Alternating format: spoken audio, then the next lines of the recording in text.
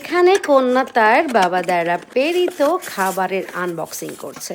আপনারা দেখতেই পাচ্ছেন সে একে একে এক একটা বক্স বের করছে।